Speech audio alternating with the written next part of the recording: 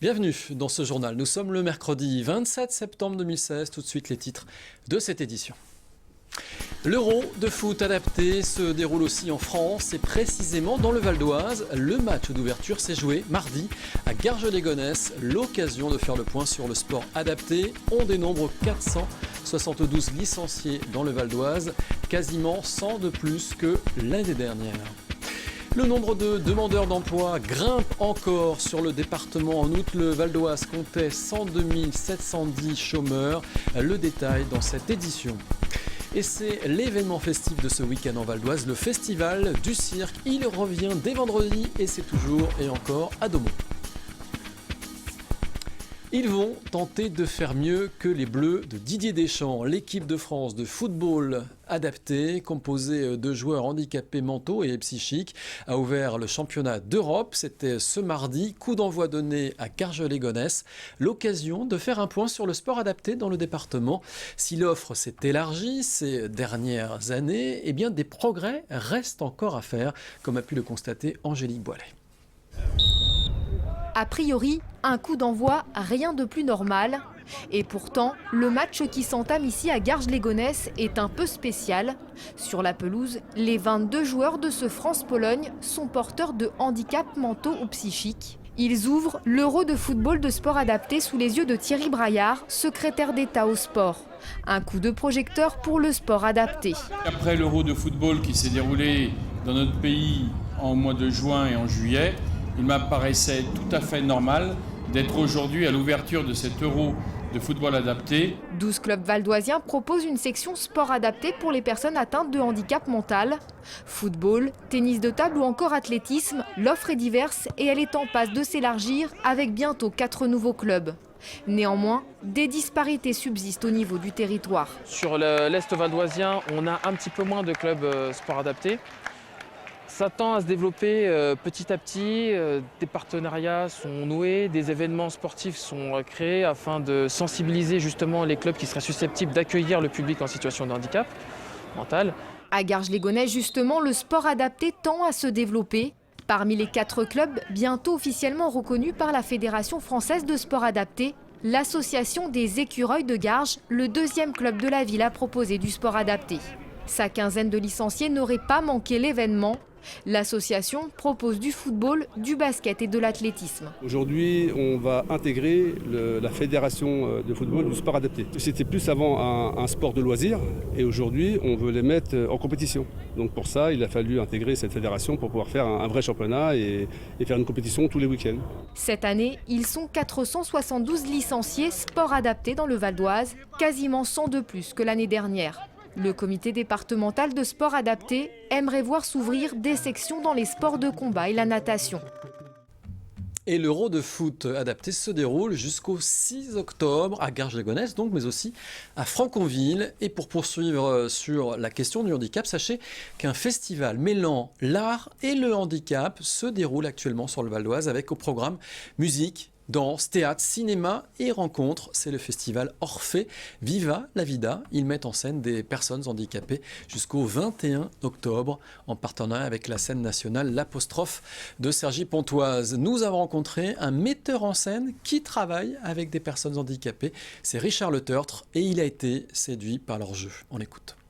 Il y a des metteurs en scène qui viennent voir nos spectacles. Ils sont souvent assez bluffés, quand ça fonctionne, par la présence à 100% d'un comédien avec qui on travaille sur le plateau. Il joue sa vie. Et un comédien qui joue sa vie, ça marche, quel qu'il soit. Mais eux, ils jouent facilement et profondément leur vie au moment où ça joue. Voilà, une interview à découvrir dans son intégralité après la partie magazine de ce JT. Et le programme de ce festival, c'est à découvrir sur le site web de l'Apostrophe. En bref, le nombre de demandeurs d'emploi, il grimpe encore dans le département. En août, le Val d'Oise comptait 102 710 chômeurs sur son territoire en catégorie A, B et C. Un chiffre en progression de 1,1% par rapport à juillet dernier. Une hausse qui touche toutes les catégories d'âge et de sexe sans distinction. Les moins de 25 ans voient ainsi le nombre de demandeurs d'emploi augmenter de 1,9% et les plus de 50 ans de 1,6%. Les 25-49 ans enregistrent pour leur part une hausse de 0,8%. En bref, toujours 4 lycées en grève ce jeudi à l'appel du collectif de lycées franciliens Touche pas à ma ZEP. Une journée de mobilisation donc ce jeudi dans les établissements Romain Roland de Goussainville, Simone de Beauvoir de Garges-lès-Gonesse, Jean Jaurès d'Argenteuil et Jean-Jacques Rousseau de Sarcelles. Et l'événement festif de ce week-end, eh bien, il se déroule à Daumont. La ville accueille le 17e Festival international du cirque du Val d'Oise les 30 septembre, c'est-à-dire vendredi, les 1er et 2 octobre, c'est-à-dire samedi et dimanche. Donc très attendu, la troupe Gerling et son numéro La Roue de la mort. Et comme chaque année, le festival conjugue numéros spectaculaires et poésie. Et l'humour n'est jamais loin avec pour cette édition un clown espagnol. Il s'appelle Toti. Il est fils et petit-fils de clown. Il s'est produit dans les plus grands cirques et a obtenu des récompenses dans les plus prestigieux festivals. Voilà, ce journal se termine. Je vous en rappelle le principal titre. L'Euro de foot adapté se déroule aussi en France et précisément dans le Val d'Oise. Le match d'ouverture s'est déroulé mardi, c'était à Garges-lès-Gonesse. On dénombre 472 licenciés de sport adapté sur le département, quasiment 100 de plus que l'année dernière. L'Euro de foot adapté, il se déroule jusqu'au 6 octobre, donc sur le Val d'Oise à Garges et aussi à Franconville. Merci d'avoir suivi ce JT. Tout de suite, la partie magazine de ce journal.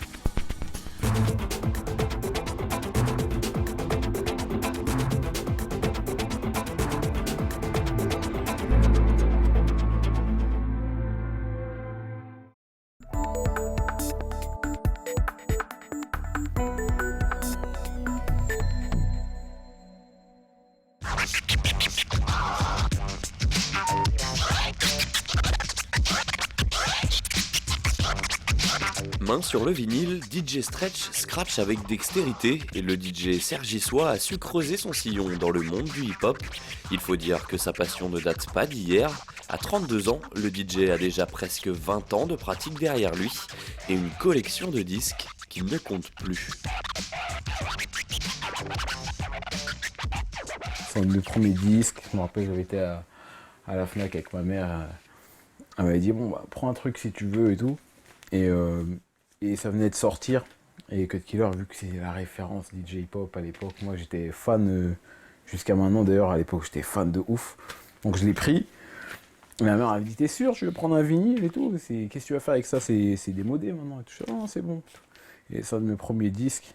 Donc je l'ai fumé. À l'instar de son modèle Cut Killer, DJ Stretch ne fait pas que passer des disques dans les clubs, il compose aussi. Chez lui, il élabore beats et mélodies qui serviront d'instrumental pour des rappeurs, parmi lesquels on compte quelques pointures. J'ai travaillé avec Youssoupha pendant à peu près 5-6 ans, voilà, du début de son développement jusqu'à l'aboutissement des signatures en maison de disques, etc. Ses premiers albums qui sont bien reconnus. Je travaille aussi avec Ali, du label 45 Scientifique, un des premiers labels indépendants à avoir vendu plus de 100 000 exemplaires en indépendant pour l'album de Lunatic à l'époque. Lunatic, l'ancien groupe de Booba. Je travaille aussi avec un artiste qui s'appelle Rossé. Voilà quoi, pas mal de personnages importants dans le hip-hop français, donc c'est cool.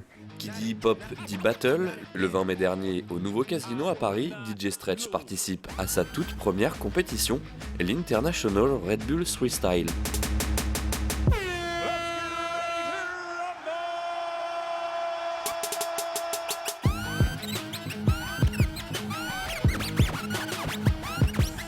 Ce set endiablé lui vaudra le titre de champion de France Red Bull 2016.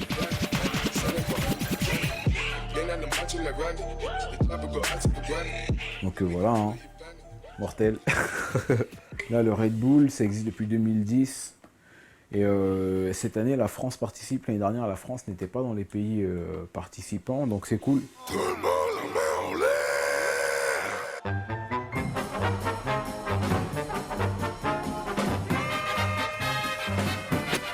Je me voyais déjà en haut de l'affiche. Dans mon set, j'ai intégré un morceau de Charles Aznavour, parce que je sais que quand tu représentes le Red Bull, il faut qu'il y ait une identité française qui ressorte. Je me voyais déjà adulé et riche, signant mes photos aux admirateurs qui se bousculaient.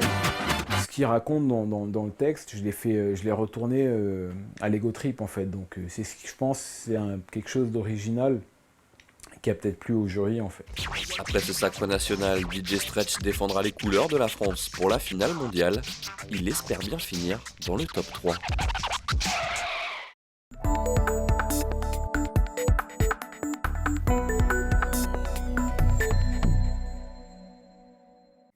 C'est une invention digne d'un film de science-fiction, un cyborg végétal baptisé Biome. Développé par la start-up Still Human basée à Neuville, il s'agit d'une plante connectée. Son socle au design épuré est bardé de capteurs et permet à la plante de communiquer ses besoins via une application mobile ou directement via sa diode. Ce qui se passe, c'est qu'il y a des capteurs qui vont savoir chaque besoin de la plante et pouvoir nous les traduire via un code couleur lumineux qui va changer de couleur en fonction du besoin. Le bleu pour l'humidité, rouge pour la température, vert pour la richesse de la terre et jaune pour la lumière. Même un enfant pourra comprendre quel est le besoin de la plante juste en fonction de la couleur qui va changer sur le pot. Parfait pour ceux qui n'ont pas la main verte. Mais comme si cela ne suffisait pas, Still Human tente d'aller plus loin dans le concept avec une version 2.0, Gaia. Plus évolué et doté de roues, ce robot végétal est parfaitement autonome. Ces 2 grandes roues vont permettre au pot d'aller par exemple vers la lumière, d'aller vers la fenêtre.